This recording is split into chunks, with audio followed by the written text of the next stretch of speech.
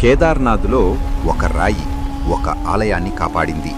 మొత్తం పట్టణం నాశనం, కానీ ఇది మాత్రం నిలిచిపోయింది. ఎలా? 2013 కేదార్నాథ్ ఫ్లడ్ సమయంలో భీకర వరదలు, మట్టి ప్రవాహం కేదార్నాథ్ ప్రాంతాన్ని పూర్తిగా కూల్చేశాయి. ఇళ్ళు, రోడ్లు, వంతెనలు అన్నీ కొట్టుకుపోయాయి. చుట్టూ కనిపించింది ఒక్కటే వినాశనం. కానీ మధ్యలో ఒక నిర్మాణం మాత్రం అదే స్థానంలో నిలిచిపోయింది. కేదార్నాథ్ టెంపుల్. ఆలయం వెనుక ఒక భారీ రాయి ఆగింది. ఆ రాయి పేరు భీమ్శిల.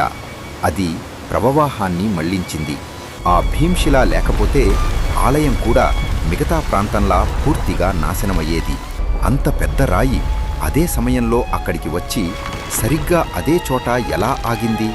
ఇది యాదృచ్ఛికమా, లేక ముందే నిర్ణయించబడినదా? మీరేమనుకుంటున్నారు?